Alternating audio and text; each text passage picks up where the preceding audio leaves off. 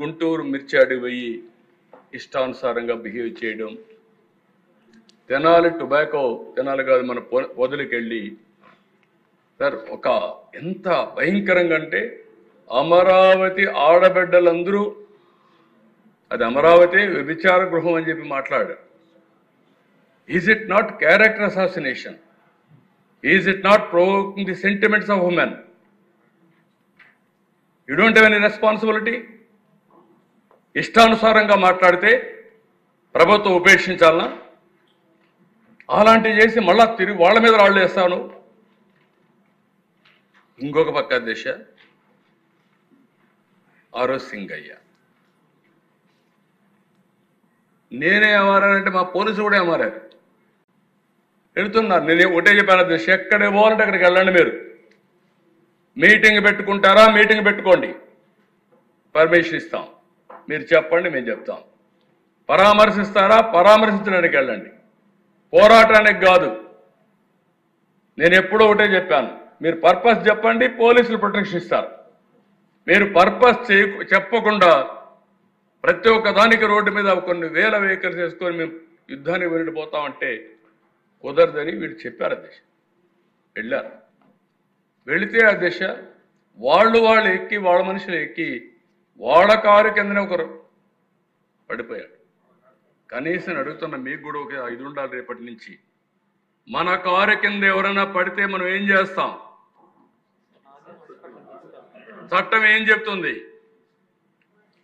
మన బాధ్యత ఇమ్మీడియట్గా హాస్పిటల్ తీసుకెళ్ళాలి. అతన్ని ప్రాణాన్ని కాపాడడానికి ప్రయత్నం చేయాలి. మీరు ప్రయత్నం చేయకపోతే అది తప్పు.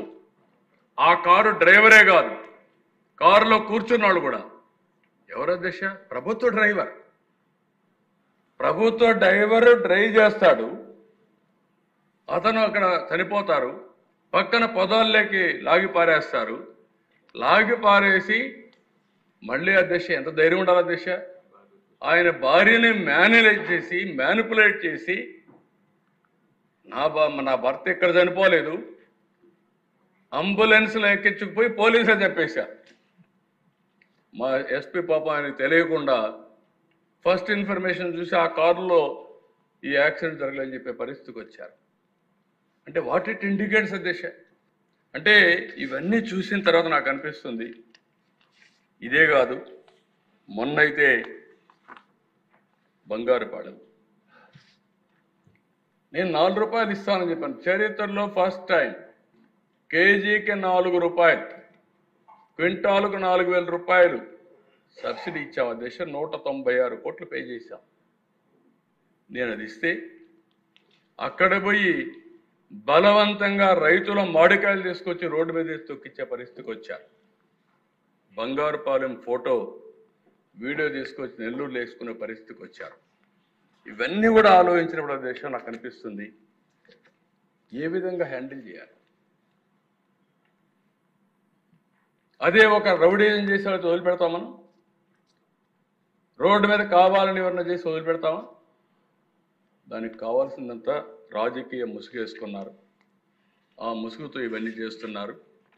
మనం కూడా ప్రజా చైతన్యం తీసుకొచ్చి ముసుగు తీసి లా అండ్ ఆర్డర్ కాపాడవలసిన బాధ్యత మనందరిపైన ఉందని కూడా నేను మీకు తెలియజేస్తున్నా. ఇక్కడికి వచ్చినప్పుడు అధ్యక్ష ఇలాంటి సందర్భాల్లో మీకు కూడా అనిపించవచ్చు, ఏంటి ముఖ్యమంత్రి గారు ఎందుకు గమ్మునున్నారని. కాదు, నేను 5 నిమిషాలు నాకు పని, కానీ ప్రజల్ని ప్రిపేర్ చేయాలి.